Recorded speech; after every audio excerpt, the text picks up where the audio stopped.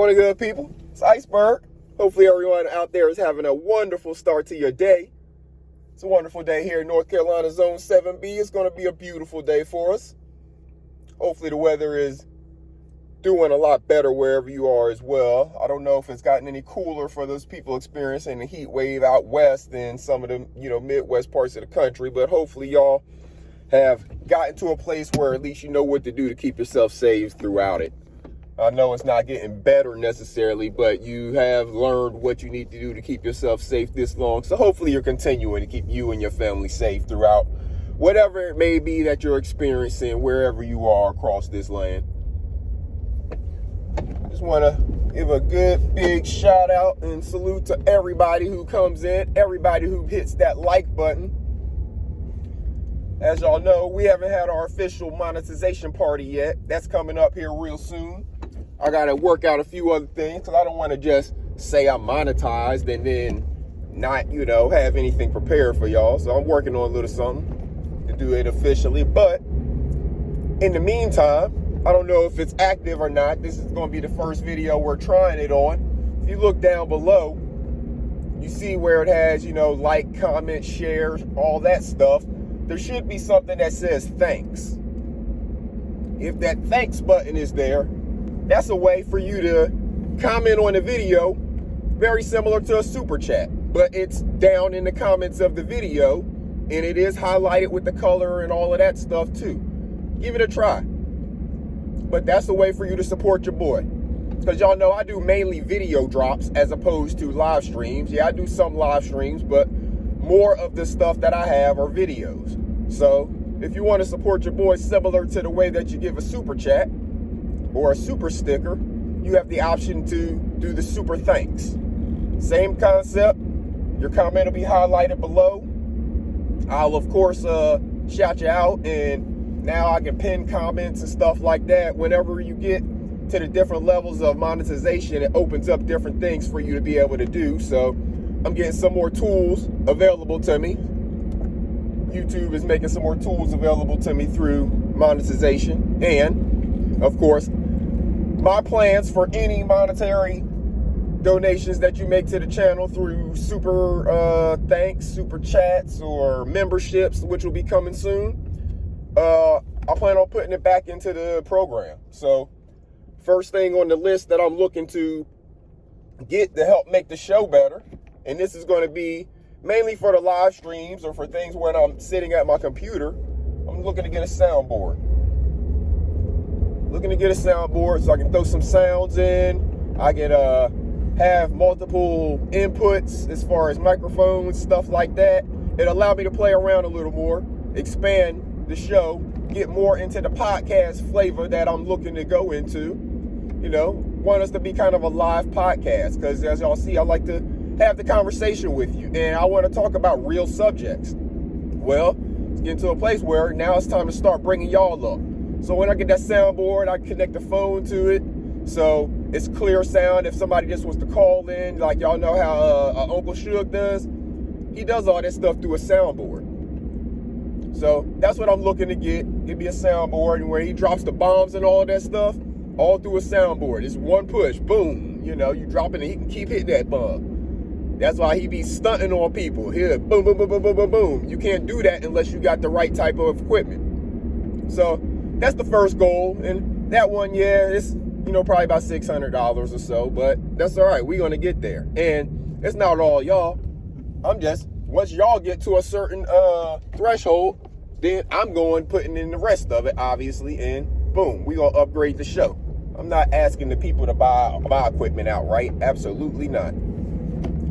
But try to give thanks option if you want to. If you got a comment that you want to leave, if it's a specific video that you think your boy's dropping some gems on or something and you want to donate or, show appreciation in that way, that's an option that's there for you. And like I said, I do more videos than live streams, so that's your opportunity to have your comment highlighted and noticed, kind of like a super chat. Moving on a little bit, I was thinking about something this morning when I was thinking about what I was going to talk to y'all about. And we're getting close to the season, or we're really right here up on it, because I'm helping my nephew move in tomorrow, where kids are going back to college. We're in August. School's starting. Like next week for some people. Or, this week maybe. Because like I said, I'm helping my nephew move in tomorrow. So, with that being the case, we, as the adults who have been there, done that, have to make sure we're preparing these teenagers, these young adults, for the mental hurdles that they're about to experience. Yeah, they know about some of the aspects of what they're going to experience. They've been on the orientations. They may be done overnight trips at the school, stuff like that. They've done their campus visits with parents right by their side in some cases. But for some of your children, some of your young adults, some of your teenagers, this is going to be a very new and kind of slap in the face experience for them. Not only do they not have mom and dad there to basically take care of them, stay on their back and make sure they're getting their schoolwork done, taking care of their responsibilities, taking care of their laundry, all of that stuff. Think about if your child is not right local wherever you are going to college. They also are going to experience a whole new group of people. They're freshmen again. They're the young, fresh meat on the campus. All the rest of the people who have been there, they know where everything is. They've experienced it for a year. I mean, and hopefully it doesn't take your child a year to get used to it, but all the rest of the people there who have experienced it. They know what's going on. It's like home to them at this point. But your child, who is the new one there, they don't have all of that experience with whenever they went from middle school to high school. That's a world ago to them. Think about it. They're only 17, 18, 19 years old. 4 years of their life is a big portion of it. It's almost a quarter of their life. So 4 years ago, whenever they were going from, say, 8th grade to 9th grade, there's a world ago. They were babies they felt like they were babies going from 8th grade to 9th grade almost. And now they're looked at as adults. But have they been prepared for what they're about to encounter mentally? This whole new group of people, the different responsibilities. In high school, teachers stay on you about things. They give you a whole lot more assistance with what the assignment is and what it is that is required of you. In college, sometimes, I know my experience. Now, I went to college, not traditionally. I went into the Army out of high school. I'm glad I did because I wasn't prepared for college. I was done with school. I didn't want anything to do with school. So I would have went into college and I probably would have dropped out in the first year because I didn't want to do the work at that time. That type of work. I wanted to do more hands-on. I would have been good going to a trade school, but I went to the Army. But anyways, these kids, their professors are not going to have the same type of oversight on them with everything. Some of them might baby them, but you're going to have some professors that here's the assignment. Here's your syllabus, here's the rubric, figure it out. You better ask somebody else that knows how to do it. Something like that. Now, yeah, you can go to your professors for assistance, but if your child doesn't know the questions to ask, or maybe they're afraid, shy, whatever, to ask the questions, thinking that the teacher is just going to tell them like they did in high school, it's going to set them up for failure. Make sure they're prepared for some of the people that they're going to encounter. You get people, whenever you're going to high school, middle school, you're going to school with the people who are in your local, right there surrounding area. Whenever you go to college, you're going with people from all over the world. You're going to run into so many different cultures.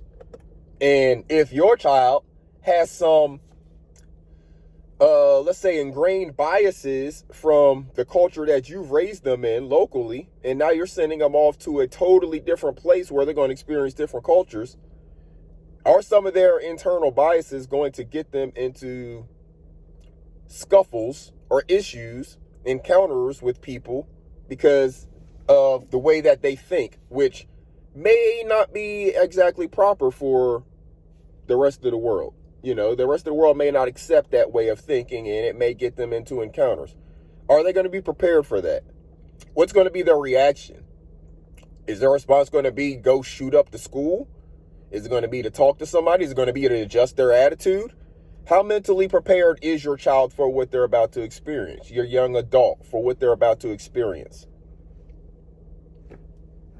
Do they know their outlets? Do they know where to go? Their counselors, people like that who are right there local, not getting on the phone with you or FaceTime with you, the parent, all the time. Yes, you should definitely be there and available, but do they know who they have locally to actually talk to in person if they need a hug?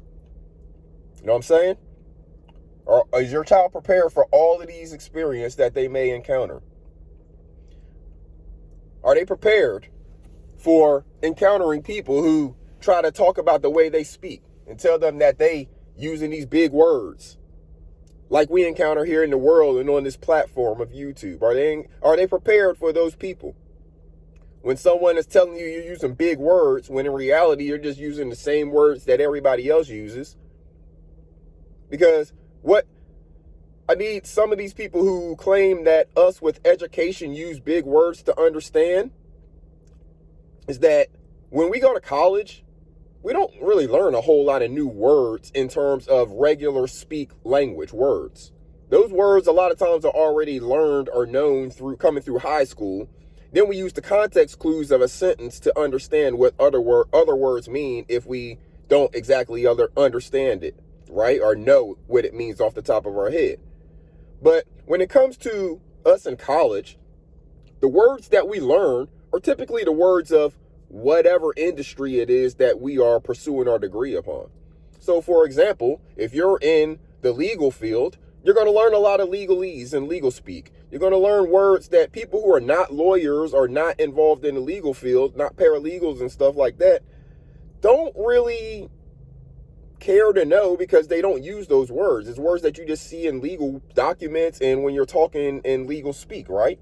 Same thing for, let's say, a trade. If you're going into carpentry or in whichever trade you choose, you're going to learn the words of that trade. If somebody's talking to you about joists and trusses and stuff like that, you as somebody in that type of working trade understand what they are talking about. Whereas you don't expect just every common person to, right off the top of their head, as soon as you say a joist, do they know what you're talking about? Is it in the ceiling? Is it in the floor? What is it, right? See what I'm saying? So you know that. Does that person know what you're talking about? So those are the only real words that we learn in college or trade schools, right?